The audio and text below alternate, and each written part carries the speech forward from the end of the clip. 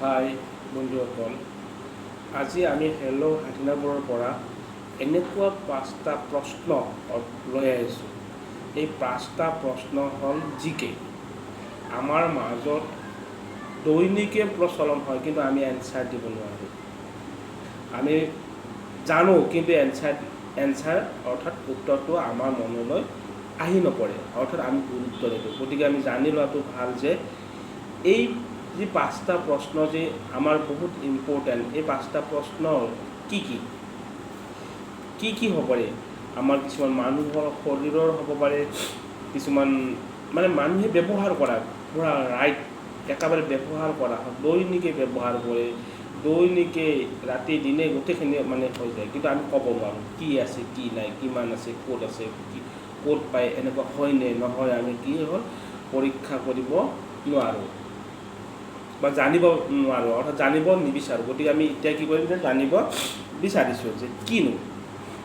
যে আমি প্ৰথম প্ৰশ্ন হ'ল মানুহৰ শৰীৰত প্ৰায় কিমান লিটাৰ টেষ্ট হয়। যে আমাৰ শৰীৰত, আমাৰ শৰীৰটোত, আমাৰ দেহটোত কিমান লিটাৰ টেষ্ট অৰ্থাৎ ব্লাড থাকে। বহুত ইম্পৰ্টেণ্ট প্ৰশ্ন।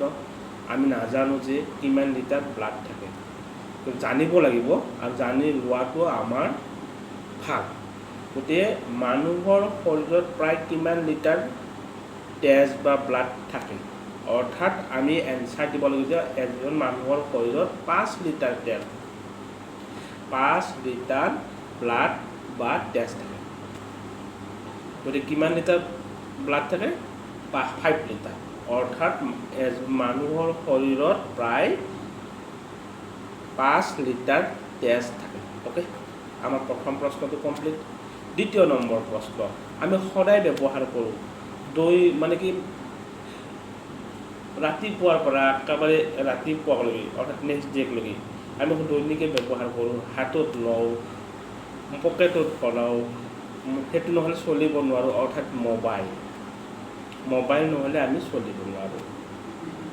গতিকে মোবাইল নহ'লে চলিব নোৱাৰা কামটো হ'ল এই যে মোবাইলটো যে আছে, আমি যে মোবাইল লওঁ, এই যে মোবাইলত যি এইটো আমি কল কৰোঁ, ভিডিঅ' কৰোঁ, বিভিন্ন গতি কৰোঁ।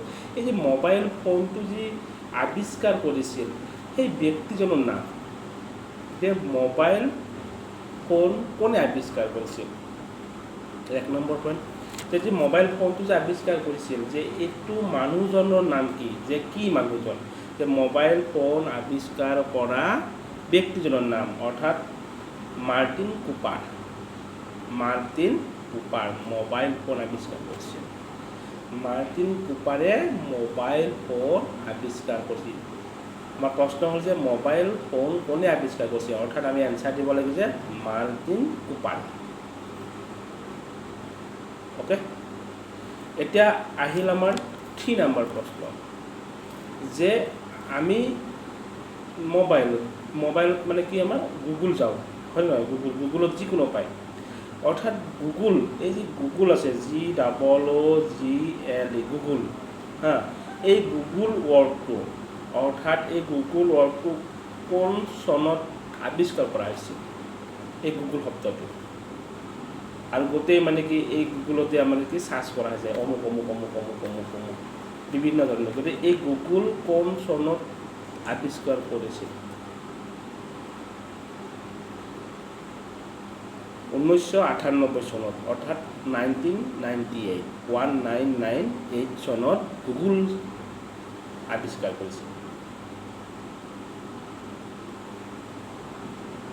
নেক্সট প্ৰশ্ন, আমি মানুহৰ শৰীৰত যে আমাৰ কি আছে, 2টা চকু আছে, বহুত দূৰলৈ চাব পাৰোঁ, বহুত দূৰলৈ নজৰ কৰিব পাৰোঁ। সেইটো কি আহিছে, মানুহ আহিছে নে, গৰু আহিছে নে, ছাগলী আহিছে নে, জীৱ জন্তুৱে আহিছে নে, কিবা আহিছে, গতিকে আমি বহুত দূৰলৈ চাব পাৰোঁ। অ'কে, গতিকে চাব পাৰোঁ যেতিয়া তাৰ কিছু কথা জানিব লাগিব আমি, যে কি মানুহৰ শৰীৰত থকা এটা চকু ওজন কিমান গ্ৰাম। এই যে আমাৰ চকুটো আছে, এইটো চকু, এইটো চকু, এই যে এটা চকু, ইয়াৰ এটা অনলি কিমান গ্ৰাম আছে, মানুহৰ শৰীৰত থকা এটা চকু কিমান গ্ৰাম আছে। বহুত লাগতীয়াল প্ৰশ্ন, যে মানুহৰ শৰীৰত থকা এটা চকুৰ ওজন কিমান, অৰ্থাৎ কিমান গ্ৰাম। আমি এনচাৰ লিখিব লাগিব 8 গ্ৰাম। কিমান গ্ৰাম? 8 গ্ৰাম। মানুহৰ শৰীৰত থকা দুটা চকু আছে, তাৰে এটা চকুৰ ওজন কিমান গ্ৰাম? আমি এনচাৰ দিব লাগিব 8 গ্ৰাম। ওকে, এতিয়া আমাৰ হ'ল 5 নম্বৰ প্ৰশ্ন, অৰ্থাৎ 4টা প্ৰশ্ন আমাৰ গুচি গ'ল। এতিয়া আমাৰ 5 নম্বৰ প্ৰশ্ন আছে, যে 5 নম্বৰ প্ৰশ্ন আছে কোনখন দেশে প্ৰথমে পৰীক্ষা আৰম্ভ কৰিছিল?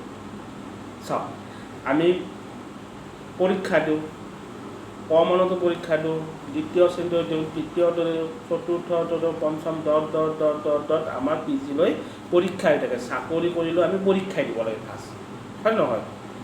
যে এই যি পৰীক্ষাটো পাতিছিল, যে প্ৰথমতে এই গোটেই ৱৰ্ল্ডৰ প্ৰথমতে কোনখন দেশে এই পৰীক্ষাটো পাতিছিল আমি জানিবলৈ ইচ্ছা লাগে। কিন্তু এই কোনখন দেশে কৰিছিল প্ৰথমতে, যেনে ইণ্ডিয়াই কৰিছিল, নে পাকিস্তানে কৰিছিল, নে জাপানে কৰিছিল, নে বাংলাদেশে কৰিছিল, নে আমেৰিকাই কৰিছিল, অৰ্থাৎ গোটেই দেশৰ ভিতৰত প্ৰথমতে কোনখন দেশে এই পৰীক্ষাটো পাতিছিল? অৰ্থাৎ আমি এনচাৰ দিব লাগিব চীন দেশে। চীন দেশেহে প্ৰথমতে পৰীক্ষাটো আৰম্ভ কৰিছিল, বাকী কোনো দেশে কৰা নাছিল। আজি আমি এই 5টা জিকে লৈ আপোনালোকৰ ওচৰত দিয়া গ'ল, আৰু এই 5টা জিকে আপোনালোকে জানি লোৱাটো ভাল, আৰু কেতিয়াবা বহুত কামত দিব। Thank U.